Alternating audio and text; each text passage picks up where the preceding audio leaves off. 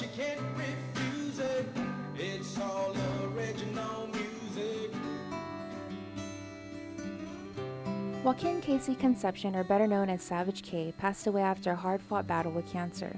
Though gone, his spirit thrives within the people whom he's touched. Musician Rachel Estevez recalls how she met Casey. She had just returned back to Guam after being off island. His wife actually messaged me and said, you know, she saw some of my originals on MySpace, and like, you need to get in contact with my husband. He's really, well, fiance at the time. Yeah, you're really, I really want him to hear your originals, and I think you guys could collaborate, because at the time Casey was really pushing out like local music, original music. It was no secret that Casey was a huge proponent of original music. Casey was like a big advocate of that, local music. So it came from that. I came over to their place one night and just sat down, played guitar, met with him and Big Ben Nangalta, and we talked, and then from there we just maintained a musical professional relationship.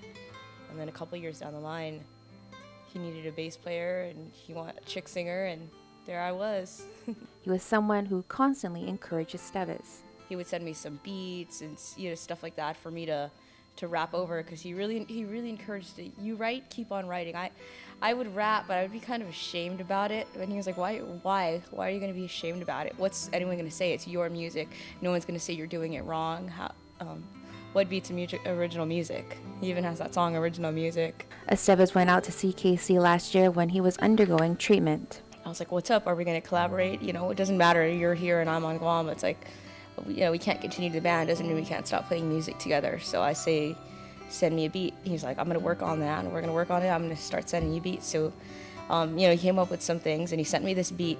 She admits she had a hard time writing over it at first, but as Casey's condition worsened, words started to flow, and with his passing, it opened a floodgate to heartfelt lyrics. I'm not going to say like magic, but like the words really just did come out, and it fit over his beat. Because I actually had a hard time. It's, and Casey up in heaven right now, I'm going to tell you that was a very fast beat to rap over, dude. So finally I was able to come up with something, and it really is my tribute to him. I've never put a song on the radio before, and he always encouraged me. He's been encouraging me for years. And I was like, okay, my first radio single, it's going to be your beat, and it's going to be something I wrote for you, for my brother Casey. For real Joe Cruz, Casey was more than just a co-worker. I always called him my cello, my pari, my prim. We're not related, but he's my brother. Cruz said although miles apart, he kept in constant contact with Casey. Just to be there for the guy, because I knew if I was in his shoes, I knew he'd do the same. He described him as one of a kind. He was full of soul, positivity. If there was something wrong, or if he didn't like something that you were doing or saying, he'd tell you about it, and he'd be straight with you. And I think that's one of the biggest things I liked about him, is he kept it real. As for his music, he always wanted to pump up the local people, original music. He never really hated on those people that did covers, but he was 100% behind local original music, because that's, what he told me was, original music comes from the heart and the soul, and it doesn't get any more real than that. I would play his music when he was working in Master Control, and I'd run out and tell him, hey, Kay, I'm playing your song, and he'd be like, whatever, dude. He didn't really he didn't think of himself as a big star or anything, but I always tried to make him feel like one, like, dude, you're on the radio. When news of Casey's passing spread, support, love, and prayers could be seen all over Facebook. I knew he had a following, and I knew there were a lot of people, watching and listening to what was going on in his life, as he was fighting cancer, because everybody has knows somebody that's been affected by cancer. So people were watching, I think, not only to see how he was doing, but more so because Casey was putting out a lot of information about cancer treatment, even herbal remedies, holistic medicine, and I think he spent hours, him and his wife M, spent hours looking for cures, and I was blown away about how many people were were backing him, were on his side, and how many people felt the loss. He recalls a phone conversation he had with Casey shortly before his passing. 2.5 weeks before he passed. It was 3 in the morning here on Guam, and he Facebooked me what was my phone number. I gave it to him, and he called me right away, and I went outside, and I got on the phone, and he was like, "Joe, I feel so good. I don't feel sick. I'm alive." That's what he said to me, and it scared me, because I knew how sick he was, you know? But that's a testament to the kind of person he was. You know, his heart and his soul were so far ahead of his body. There is no problem too big God cannot solve it. Considered one of Casey's dearest friends, Ben Nangauta says that he met Casey at one of I-94's 420 events. It is a memory forever embedded in his mind because from that day, the two would begin a musical journey, which would turn into the formation of Audio Insurance, along with Esteves, Anthony Nangauta, and John Taekwenko. In a lot of ways, like being original, as far as like, you know, writing songs. I always, you know, wrote songs, but like he like pushed me even more, you know, to try and like even break in through like different genres of music.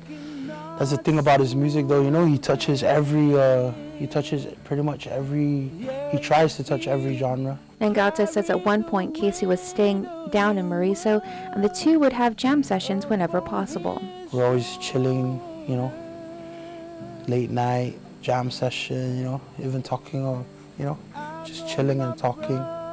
But yeah, a lot of jam sessions. Like whatever's new, you know, we jam for each other, like, hey, check this song out, you know. He says that Casey was a real good guy. Don't get the exterior, don't get his exterior, you know, and his rough exterior, you know, like personality fool you, because, you know, deep down he's a good guy at heart.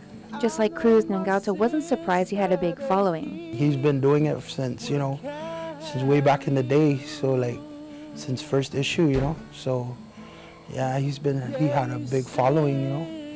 As far as musicians here in Guam, you know, he knew a lot of people. He touched a lot of people too, you know. He praises his friend for being an amazing father and husband, and says that when he heard of his passing, he knew what Casey's kids were going through after experiencing a loss a month prior. I say he's a really good father, man. That's what kind of hurt me the most when I was, you know, when I heard about him passing.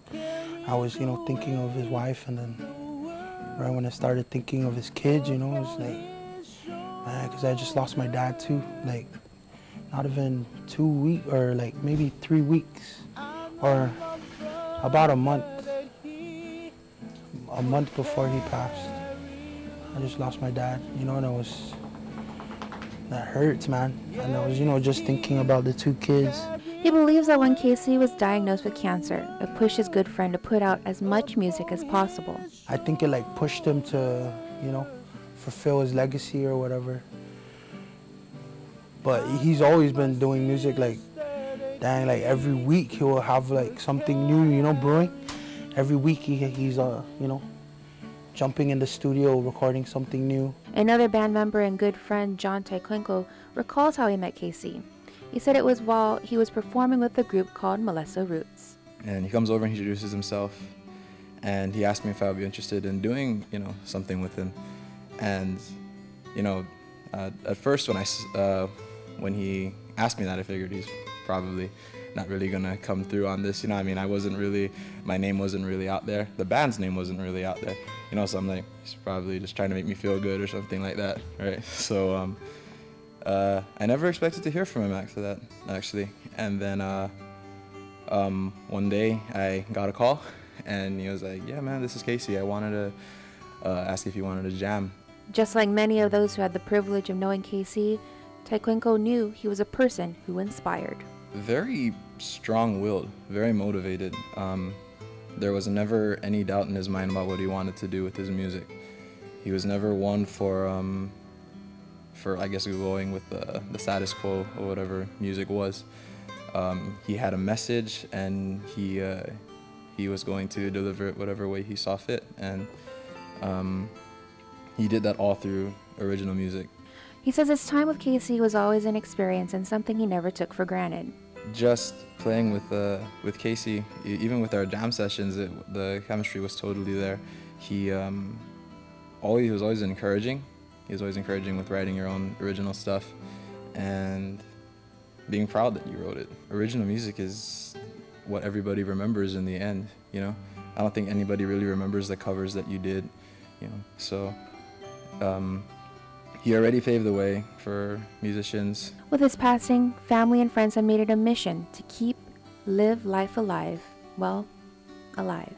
I guess that's what I'm going to do now, and I encourage everybody else to just like follow your dreams and keep going, because he didn't let anyone stop him. He didn't care. He didn't care you want to hate on him. It's fine. There are people that still love him, and you know that's all that matters. The people that love you. It's not about the people that want to hate on you. Live life alive. Why are you going to dwell on people that want to be negative toward you? Thank you for the positivity, for the music. Man, the music. Woo! When you hear his music now on the radio, it means so much more to me than it did when I would hear it on I-94. It was good to have him in my life. And I hope it was good for him to have me in his life. I'm taking the lesson that he taught me, as well as other people in the band, that, you know, being original is the way to go. Just live life alive, man. Live life alive. That's what he left us with. Casey fought one hell of a fight, and his courage, strength, and steadfast island pride will continue to inspire us all to live life alive. I wouldn't change anything. Even if to get a better health right now today, I wouldn't change what I went through in the past couple of months. I've learned a lot about myself. I've learned a lot about people, especially here on Guam. The support on Guam is beautiful. People support, it's crazy, you know? It's undying support.